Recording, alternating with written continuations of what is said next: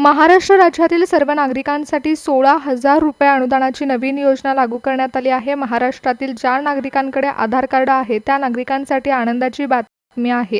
सरकारने महत्त्वाचा निर्णय घेतला असून लाडकी बहीण योजना तसेच पीएम किसान योजनेप्रमाणेच आता आधार कार्डवरती देखील 2 नवीन योजनांची घोषणा झाली आहे. अनेकदा आपण अनेक योजनांपासून वंचित राहतो, त्यामुळे सरकारच्या माध्यमातून शेतकऱ्यांसाठी जशा विविध योजना आखल्या गेल्या होत्या त्याचप्रमाणे खऱ्या अर्थाने गोरगरीब जनतेला आधार कार्डच्या आधारावरती थेट लाभ देण्याचा निर्णय घेण्यात आलाय. सामान्य जनतेला दिलासा देण्यासाठी केंद्र आणि राज्य सरकारने एकत्र येऊन ही नवीन योजना आखली आहे. जवळपास 1,40,00,000पेक्षा जास्त लाभार्थ्यांना त्याचा फायदा होणार आहे. त्यामुळे जर तुमच्याकडे हक्काचं कागदपत्र म्हणून आधार कार्ड असेल तर तुम्हाला 16,000 रुपयाचा लाभ मिळणार आहे. परंतु तो लाभ कसा घ्यायचा हे तुम्हाला पुढील 2 मिनिटांमध्ये कळेल, कारण जेव्हा एखादी मोठी योजना जाहीर होते तेव्हाच त्याच्या काही नियम आणि अटी देखील असतात आणि या योजनेसाठी देखील अटींची तरतूद करण्यात आली आहे. आधार कार्ड सक्रिय असणाऱ्या नागरिकांसाठी हा लाभ आहे, परंतु कुटुंबाची आर्थिक परिस्थिती लक्षात घेऊन देखील सरकार काही निकष लावत आहेत आणि ते देखील आपण जाणून घेऊयात. नागरिकांनो, अर्ज भरण्यासाठी सर्वात महत्त्वाची गोष्ट अशी आहे की तुम्हाला 1 रुपयाही देण्याची गरज लागणार नाही, कारण आधार कार्डवरती हा फॉर्म असल्यामुळे तुमच्या बँक तपशिलानुसार या योजनेचा थेट लाभ मिळणार आहे. सरकार ही योजना जाहीर करत आहे, त्याचवेळी सरकारने GR नमूद केला आहे आणि त्यामध्ये सूचना देखील आहेत. त्यामुळे जर तुमच्या घरामध्ये आधार कार्ड असेल तर हा व्हिडिओ तुमच्यासाठी महत्त्वाचा ठरेल, कारण या योजनेचे पैसे तुमच्या खात्यामध्ये जमा होत असताना केंद्राच्या नियमांनुसार ज्या सरकारी बँका किंवा नॅशनल बँका आहेत त्यांच्यामध्ये पैसे वाटपाचं काम केलं जाणार आहे. तसेच मोजक्या खाजगी बँकांची नावं या यादीमध्ये समाविष्ट आहेत. त्या बँकांकडे निधी पोहोचवला जाणार आहे आणि या योजनेसाठी मोजकेच स्लॉट शिल्लक आहेत. नागरिकांनो, जेव्हा सरकारी योजना जाहीर होते तेव्हा त्याचं बजेट हे संसदेमध्ये किंवा विधिमंडळामध्ये मंजूर केलं जातं आणि त्याचा अधिकृत GR निघतो. सध्या बघायला गेलं तर या 16,000 रुपयाच्या योजनेसाठी 1,40,00,000 लाभार्थी संख्या ठरवण्यात आली आहे आणि 14 बँकांमध्ये याचं वितरण करण्याचा निर्णय घेण्यात आला. त्यामध्ये आपल्या देशातील सरकारी आणि खाजगी बँकांचा समावेश आहे. त्यामुळे 16,000 रुपयाची रक्कम ही थेट तुमच्या खात्यावर डिजिटल पद्धतीने जमा होणार आहे. त्यामुळे तुम्हाला कोणत्या बँकेतून पैसे मिळणार आहेत हे देखील जाणून घ्या. ज्यांच्याकडे बँकेची खाती आहेत त्यांच्या खात्यात पैसे जमा होण्याची शक्यता आहे, परंतु तुमचा अर्ज मंजूर झाला आहे का नाही याचं देखील व्हेरिफिकेशन सरकार करणार आहे. सध्या आधार कार्डवरती योजना मिळत असल्यामुळे तुमच्याकडे हे महत्त्वाचं कागदपत्र असायलाच हवं, पण आणखीन कोणती 4 कागदपत्र मागवली जाऊ शकतात याबाबतची देखील माहिती देण्यात आली आहे. शेतकरी बांधवांना जसं नमो शेतकरी योजनेचे पैसे मिळतात ते डायरेक्ट बेनिफिट ट्रान्सफरच्या माध्यमातून मिळतात, तसंच याचे देखील पैसे तुम्हाला डायरेक्ट बेनिफिट ट्रान्सफरच्या माध्यमातूनच मिळणार आहेत. सरकारने यासाठी सरकारी आणि खाजगी बँकांमध्ये निधीची टक्केवारी निश्चित केली आहे. तांत्रिकदृष्ट्या सरकारी बँकांमध्ये या निधीचं वितरण हे साधारणपणे 70 ते 80% असणार आहे, कारण ग्रामीण भागामध्ये या बँकांचे जाळे मोठे आहेत, तर खाजगी बँकांमध्ये 20 ते 30% ही रक्कम जमा होणार आहे.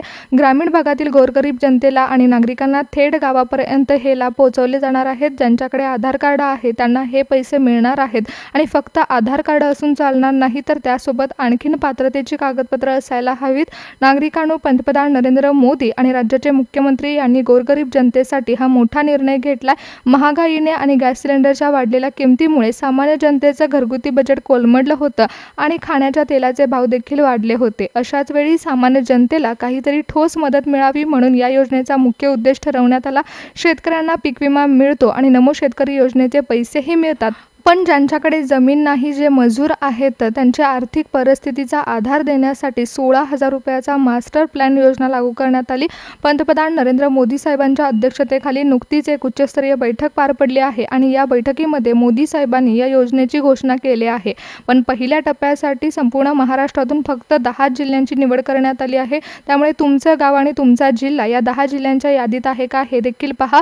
सरकारचा अधिकृत GR जाहीर झालेला असल्यामुळे ही योजना लागू होत आहे, परंतु या योजनेसाठी सरकारने हजारो कोटी रुपयांचा प्रचंड निधी मंजूर केला आहे आणि याचं ट्रान्सफर हे डिजिटल पद्धतीने होत आहे. पण हा GR जेव्हा राज्य सरकारने जाहीर केला तेव्हा त्यामध्ये एक महत्त्वाचा नियम वाढवण्यात आला आणि पहिल्या टप्प्यातील जिल्ह्यांची निवड झाली. तेथे नियम लागू होत असून महाराष्ट्रातील 36 जिल्ह्यांपैकी 10 जिल्हे यासाठी पात्र ठरले. मग ग्रामीण भागातील मजुरांची संख्या तसेच आर्थिक दुर्बल घटकांचं प्रमाण लक्षात घेऊन सरकारने जिल्ह्यांची निवड केली. त्याचबरोबर एकूण 14 बँकांमध्ये या निधी वितरणाचे आदेश देखील देण्यात देण्यात आले आहेत। शेतकरी बांधवांनो तसेच सामान्य नागरिकांनो, तुमच्याकडे आधार कार्ड सक्रिय असेल आणि ते बँक खात्याशी लिंक असेल तर तुमच्यासाठी ही बातमी महत्त्वाची आहे। ही योजना फक्त अशा कुटुंबांसाठी आहे की जे अल्पभूधारक आहेत आणि खाजगी ठिकाणी काम करतात, त्यांच्यासाठी ही योजना आहे। आणि तुम्ही जर या गोष्टींमध्ये पात्र ठरले असाल तर येत्या आणखीन 2 योजनांचे तुम्ही लाभार्थी ठरू शकता।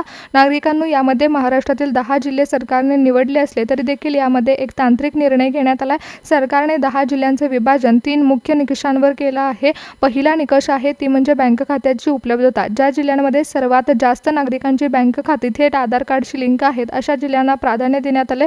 त्यानंतर दुसरी निवड ही शहरी आणि ग्रामीण भागानुसार करण्यात आली आहे। ज्या जिल्ह्यांमध्ये ग्रामीण शेतमजूर संख्या जास्त आहे तिथून सर्वात आधी सुरुवात केली जाईल, कारण जवळपास भारतभर ही योजना लागू करण्याचा निर्णय पंतप्रधान नरेंद्र मोदी साहेबांनी घेतला आहे। परंतु महाराष्ट्र सरकारने विशेष निकषानुसार 10 जिल्ह्यांची निवड सध्याला केली आहे। पहिल्या टप्प्यासाठी महाराष्ट्रातील जिल्ह्यांमध्ये याचं वितरण होत असताना जो तिसरा मुख्य भाग लक्षात घेतला गेला आहे तो म्हणजे दुष्काळ भाग आणि महागाईचा फटका ज्या जिल्ह्यांमध्ये जास्त बसला आहे असे 5 जिल्हे आणि उर्वरित 5 जिल्हे अशी कामगारांची संख्या अशा 10 जिल्ह्यांची निवड सर्वात आधी केली गेली आहे। पण एक गोष्ट लक्षात ठेवा की मोदी साहेबांनी जो मास्टर प्लॅन लागू केला आहे त्यामध्ये 14 बँकांची निवड करण्यात आली आहे आणि त्यातल्या 10 प्रमुख सरकारी बँका आणि 4 मोठ्या खाजगी बँका यामध्ये सरकारने निधी पाठवला।